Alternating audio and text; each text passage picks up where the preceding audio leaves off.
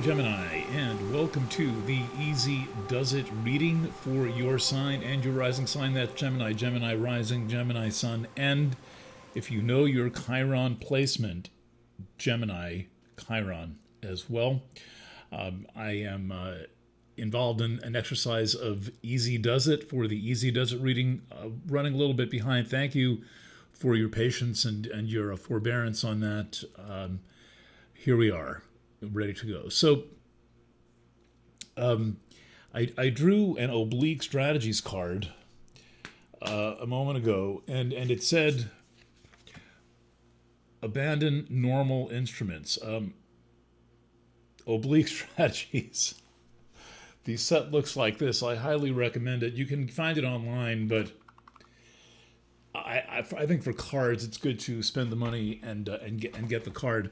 So the concept of abandoning normal instruments, kind of typical Eno suggestion, would suggest leaning into the minor planets. So we're going to do more of that. We can't abandon the main planets, out to Neptune, but we can certainly emphasize what is going on in the new planets, the unusual planets. And the purpose of this reading originally was to account for a number of major planet changes. All the gas giants change signs within a very short time. That would be Jupiter, Saturn, Uranus, and Neptune. That is crazy. I didn't even think this was even possible. I had no idea that things could. I mean, of course, it's possible, but on a basis of how many thousands of years, and here we are, and it's happening now. So we'll get into that, and I'm going to look at the minor planets, and I'm going to place more emphasis, thanks to Brian Eno, more emphasis than I was planning on Sedna in your sign. A very unusual planet orbits the sun in 11,400 years. It's in our solar system, and it orbits in 11,400 years. And it is very close to the sun right now comparatively, and it entered Taurus in the 60s, and then it entered Gemini last year. So it was running a little bit ahead, and that is the planet. Sedna is the planet that astrologers have associated with the global warming problem, and I'm going to continue that theme. Well, that the concept of an environment into Gemini, and we're going to have a whole different kind of reading on Gemini than we've ever had before.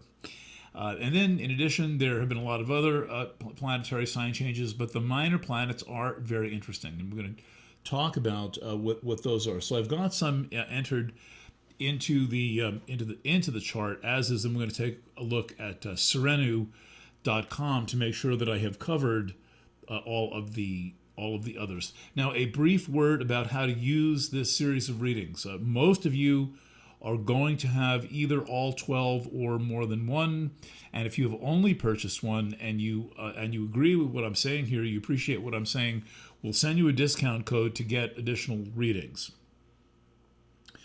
The readings work as a cycle. Each one is complete unto itself, but each one emphasizes different themes. And so one of the ways to get closer to really doing astrology is to understand how the readings relate to one another, how they interconnect with one another, because the beauty of astrology is that it is an interconnected system, and that everything relates to everything else, and that very similar charts can say very different things. So hold on while I go through my ever-increasing stack of charts. So, for example, let's just here's the Gemini chart. You can tell it's a Gemini chart because Gemini is on the left. In astrology, that is the east.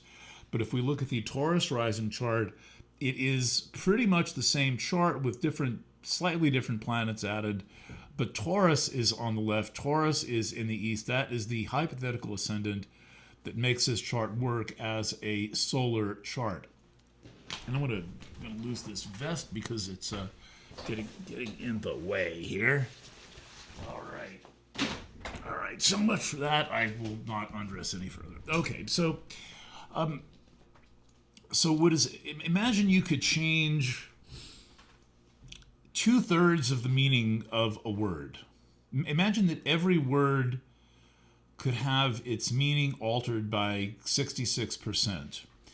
And you could do something with a work of literature and change the meaning of every single word in the book by 2/3, but it's all the same words, and it's the same book. That's how this works. When you go from the Taurus chart to the Gemini chart, you keep about 1/3 of the meaning, and you change about 2/3 of the meaning.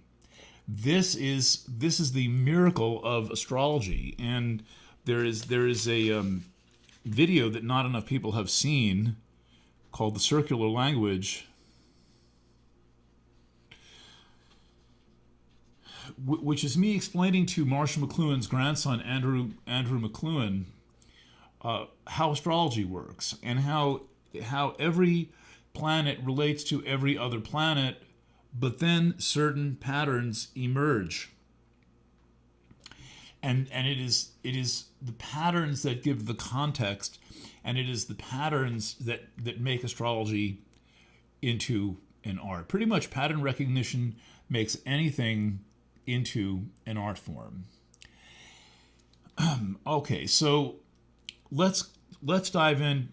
So therefore, if you hear me emphasizing a certain sign in your chart, go to that sign and hear what I have to say.